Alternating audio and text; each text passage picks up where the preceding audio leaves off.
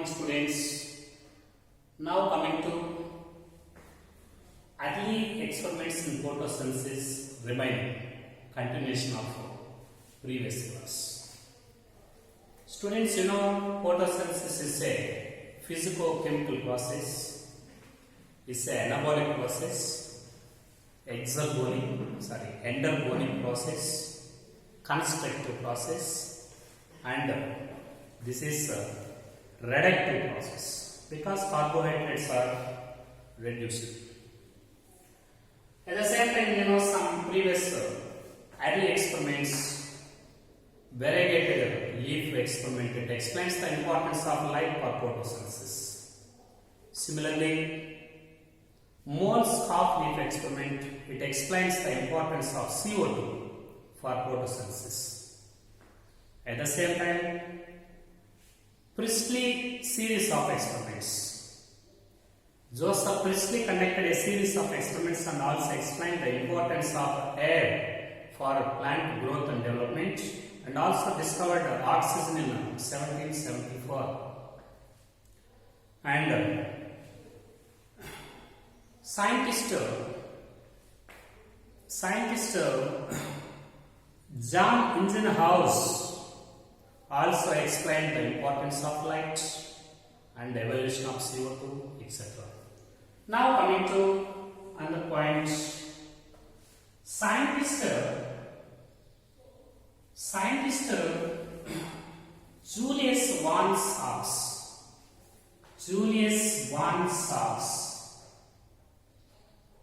okay, scientist Julius von Sachs, he provided the correct evidence that the plants they produce glucose through photosynthesis.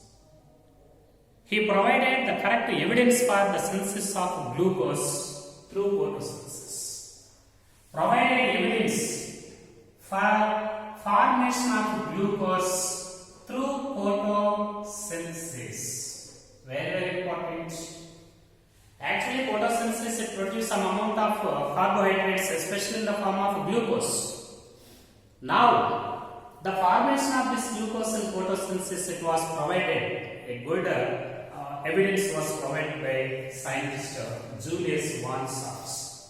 This scientist also explained the need of light for photosynthesis. And also discovered that the storage carbohydrates in plant bodies starch. Carbohydrates are stored inside the plants in the form of starch. It was discovered by scientist Julius von Sachs. So, scientist Julius von Sachs provided the evidence for synthesis of glucose by photosynthesis in plants. At the same time also discovered the importance of light for photosynthesis. At the same time he also discovered one thing, that is carbohydrates are stored in the form of starch in plant body. It was the contribution by scientist Julius von Sachs. Subsequently, okay, one scientist, very, very important, scientist Engelmann, okay, scientist Engelmann split the light into its 7 spectral components. Okay, first the scientist Engelmann split the light into its spectral components.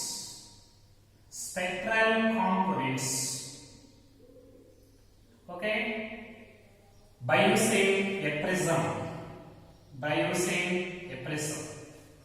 He collected a prism. Then light is split into. He split the light by this prism into its 7 spectral components. Now this light is illuminated too. This light is focused. This light is illuminated to a green algae, a green alga that is cladophora. Very, very important. Cladophora. Illuminated to a green alga. Cladophora. In the suspension of aerobic bacteria. Aerobic bacteria. Okay? Very, very important. Scientist Engelmann collected a prism.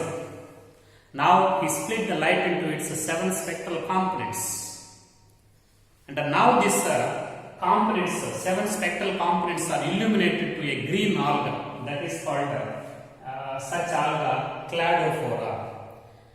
Now this cladophora, it is present, it is placed and it is found in the suspension of aerobic bacteria.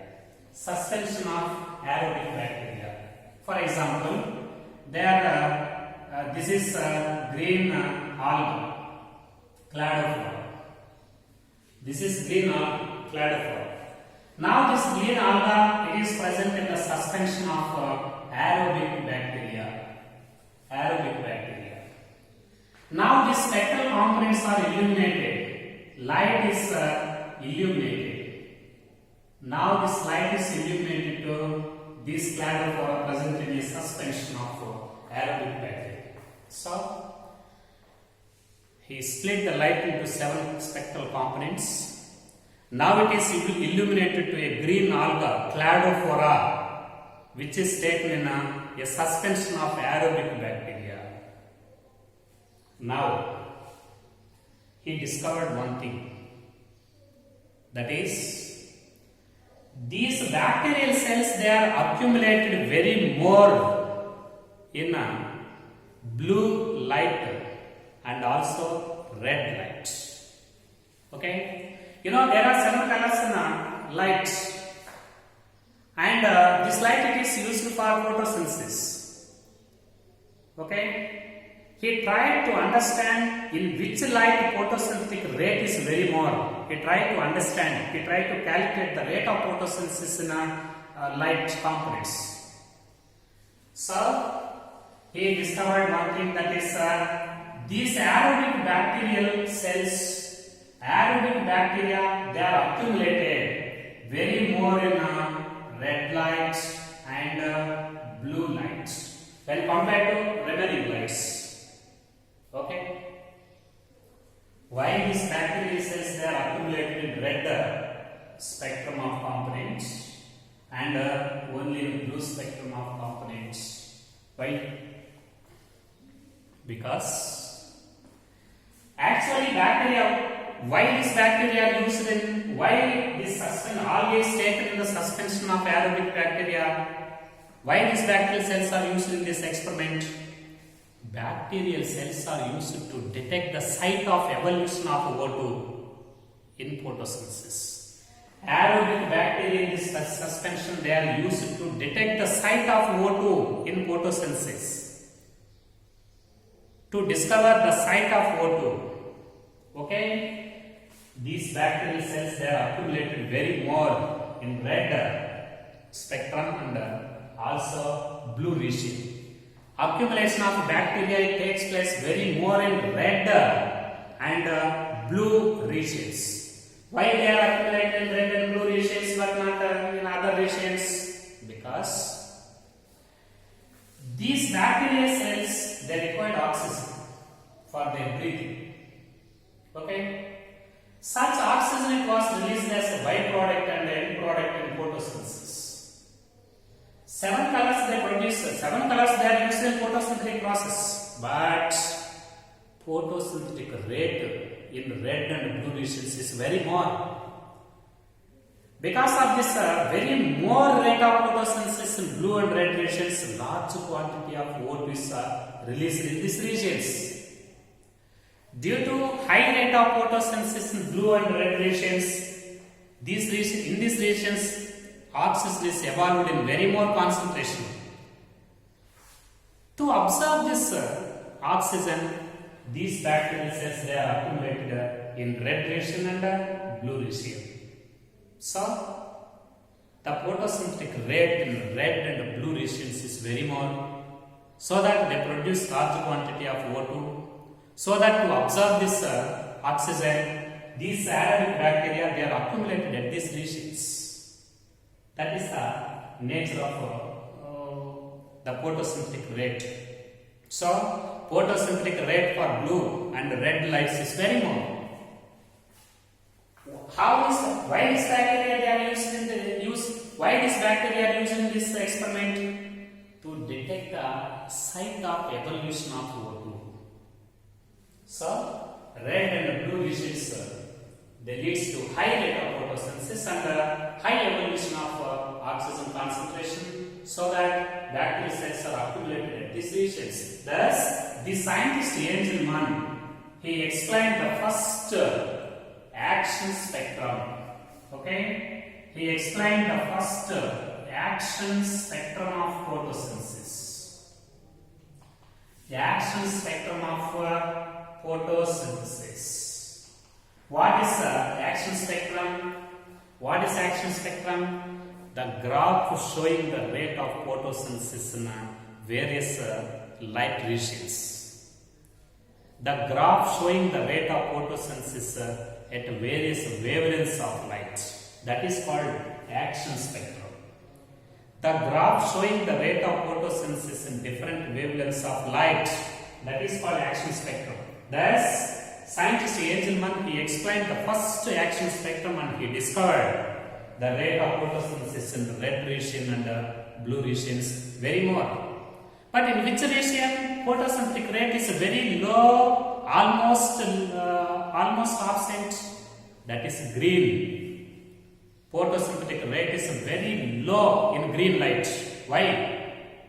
Most of the green light is reflected by green leaves. So that rate of photosynthesis in green light is very low. And that of red and blue is very more. In these experiments, these bacterial cells are used to detect the site of oxygen in photosynthesis. So, thus the scientist Angelman, he explained first action spectrum in photosynthesis. The explanation of first action spectrum in photosynthesis, actual credit was to scientist Angelman. Now coming to another point, very important. Students, in middle of the 19th century, okay, in middle of the 19th century, the most important in the middle of 19th century, the most important events in photosynthesis were discovered by scientists. Some key features of photosynthesis were discovered by scientists in middle of the 19th century. What are these key features of photosynthesis? The key features were discovered by scientists during this period. That is, in photosynthesis, light is used and by using CO2 and water, by using CO2 and water, carbohydrates are formed. So, in the presence of ammonia, by using atmospheric sunlight and water and also CO2, by using the CO2 and water and atmospheric sunlight, green plants are able to maintain photosynthesis and also produce carbohydrates. Carbohydrates are synthesized by these green parts by using water and CO2 and atmospheric sunlight. This key feature was discovered by scientists in the middle of the 19th century. At the same time, during the same period, these scientists also designed an empirical equation that explains formation of carbohydrates and evolution of O2 in photosynthesis. Very important. During the same period, scientists also discovered some key features of photosynthesis, that is, carbohydrates are formed by using water, CO2 and sunlight, and at the same time, scientists also designed an empirical basic photosynthetic equation that explains the formation of carbohydrates and also evolution of O2. Such empirical basic photosynthetic equation as follows. This is the basic and empirical photosynthetic equation. That is, here by using water plus CO2, it leads to the formation of a typical carbohydrates CH2O plus oxygen. This is the basic and empirical equation designed by scientists during the middle 19th century. Okay, here water and CO2, they are the prime raw materials, basic substrates. By using this CO2 and water, carbohydrates are formed in addition with oxygen. Here CH2O is a basic carbohydrate, a typical carbohydrate. This is the empirical and basic and fundamental equation for photosynthesis discovered by scientists in the middle of the 19th century. That is, CO2 plus water gives CH2O, means carbohydrates, and also evolution of oxygen. So, this simple empirical equation of photosynthesis, it explains the synthesis of carbohydrates and also evolution of oxygen in photosynthesis. This is the empirical equation. At the same time, okay, subsequently, one of the scientists laid a milestone contribution to understand the photosynthesis. One scientist laid a milestone contribution to understanding of photosynthesis. Such a scientist, Cornelius Van Niel. Cornelius Van Niel. Very, very important. Scientist Cornelius Van Niel laid a milestone contribution to understanding of photosynthesis.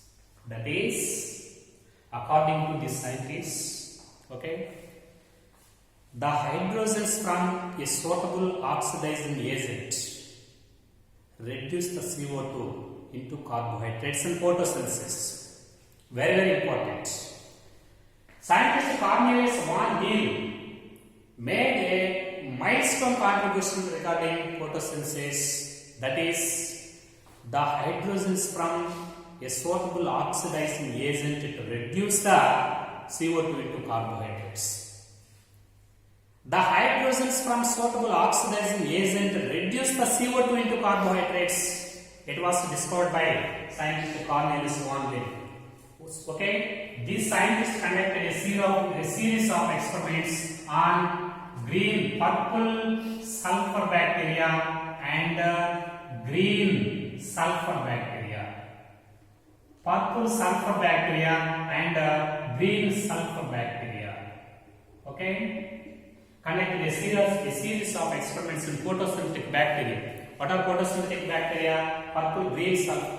Purple sulfur bacteria and green sulfur bacteria. So, conducted a series of experiments in these bacterial cells in isolated chloroplasts, and he discovered one thing, that is, hydrogens from suitable oxidizing agent to reduce the CO2 into carbohydrates.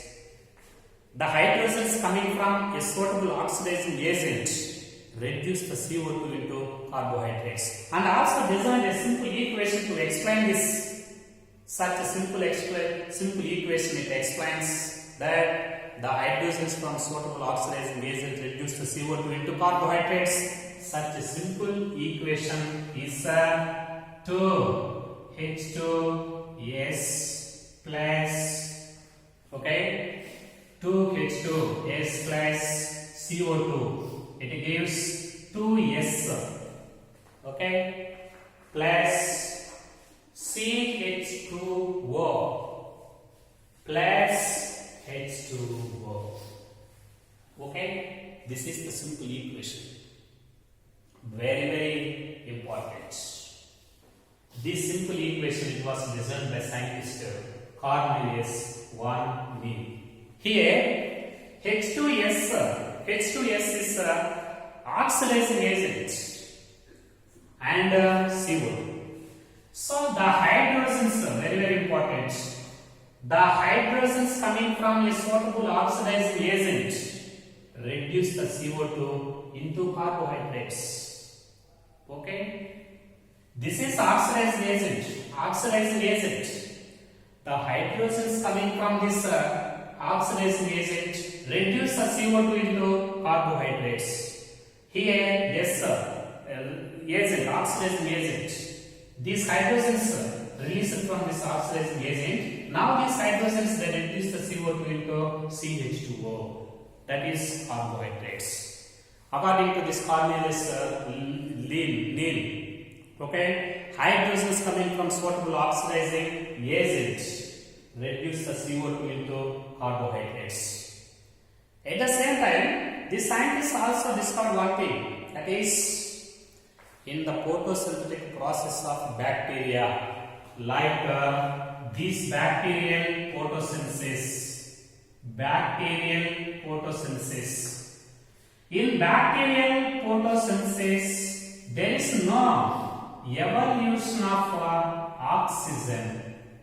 There is no evolution of oxygen in photosynthetic bacterial cells, like purple sulfur bacteria, green sulfur bacteria. This is most important point. Actually, photosynthesis releases some amount of O2 as byproduct. Oxygen is evolved from photosynthetic process, but photosynthetic process of bacteria, there is no evolution of photosynthesis. There is no evolution of O2 in photosynthetic bacteria. Why in photosynthetic bacteria evolution of O2 is completely absent? For example, here H2S. Okay, in these bacterial cells, H2S. This is oxidizing agent.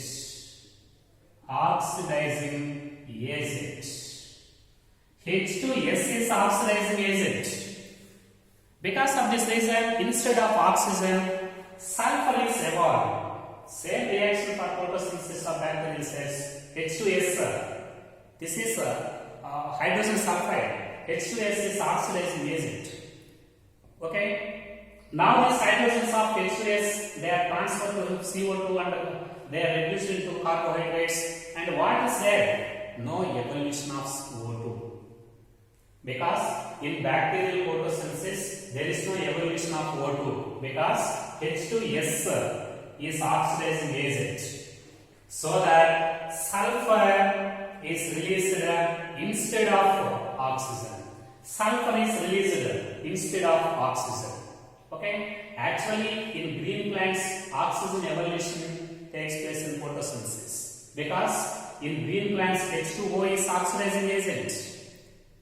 But in photosynthesis of bacterial cells, water is not oxidizing agent. H2S is oxidizing agent in bacterial cells. So that instead of oxygen, sulfur is evolved in bacterial photosynthesis. But in case of plants, the complete equation of plants for photosynthesis, this is 6 CO2 plus 12 H2O in the presence of sunlight and chloroplast. Carbohydrates are from C6, H12, O6 plus 6 H2O, 6H2O plus 6O2. This is a complete equation of photosynthesis in higher plants, in green plants. Here, water is oxidizable agent. So that oxygen is evolved at the end of photosynthesis. But what about in bacterial cells?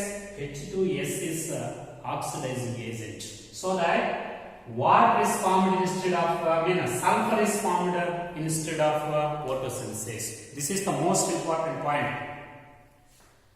Why in bacterial photosynthesis oxygen does not evolve, but oxygen is evolved in green plants. Why oxygen is not evolved in bacterial photosynthesis? Actually, oxygen is evolved from water. but in photosynthesis of bacterial cells, water is not oxidizable agent, H2S is oxidizable agent and sulfur is evolved.